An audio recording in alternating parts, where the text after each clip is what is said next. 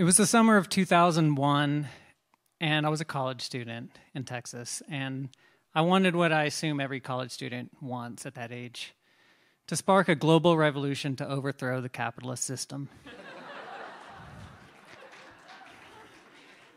It all started for me in 1999 when I saw news coverage of the WTO protests in Seattle, where tens of thousands of protesters using nonviolent, mostly direct action, shut down the meetings. And the world hadn't seen anything like it in 30 years, and I'd never seen anything like it in my lifetime. My dad had been a hippie, protested against the Vietnam War, and I worshipped him and enjoyed looking at pictures of him in his hippie van and his long hair, holding a bowl of marijuana leaves. And I wanted to be just like that. And so I just wanted to be a part of this. And it didn't take long before, researching on the internet, I found out there was a big protest at the Republican National Convention in Philadelphia the next summer.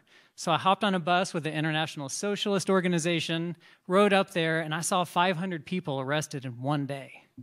2 weeks later, I hitched a ride to Los Angeles for a protest against the Democratic National Convention, because I had learned that really, when it came to these two major political parties, there were no good guys. There were just the puppet on the left and the puppet on the right, and multinational corporations were controlling both hands. And that's still true today. And so there was this big protest at the Rampart police station in Los Angeles, and at the last minute, I just decided to jump in, and I had blockaded this police station with these people, and I was arrested. And I spent 10 days in jail, 7 days on hunger strike with a bunch of anarchists. And when I came out, I was different. I was radicalized.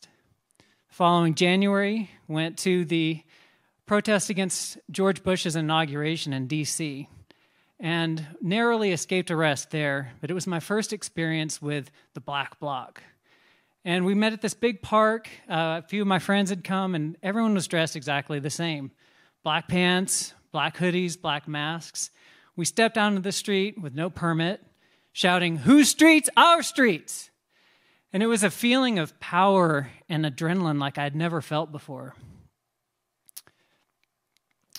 So a few months later, there was this big protest in Quebec against the free trade area of the Americas.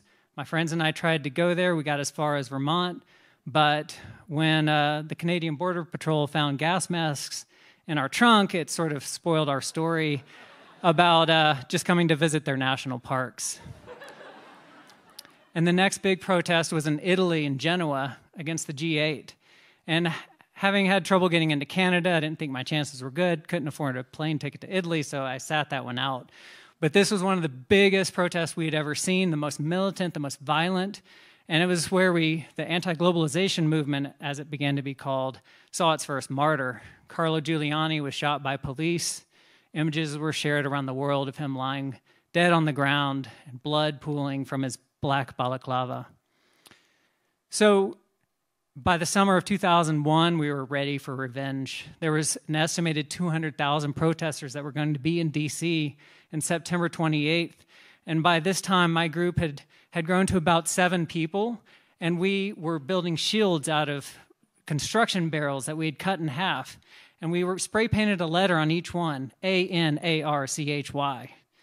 And we were ready. A couple of weeks before it was time to leave, I went to the computer lab at my college to check my email, and there was a headline.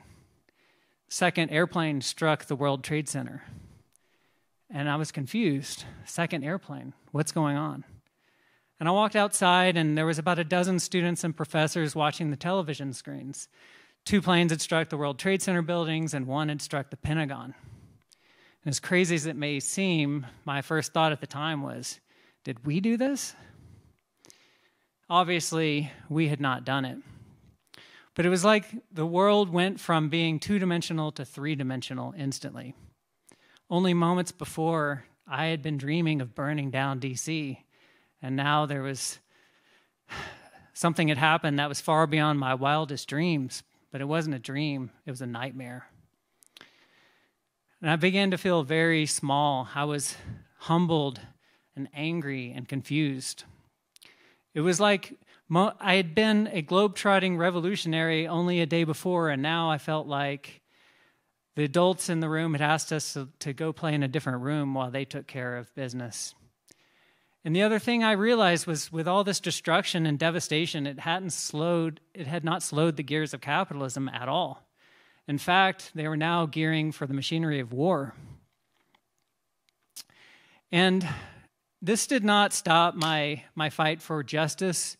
We converted our efforts very quickly to protesting against the wars that were to come. But it did lessen my appetite for violence as a tool for political struggle. But I have to say, if September 11th hadn't happened, I think we might have pulled it off.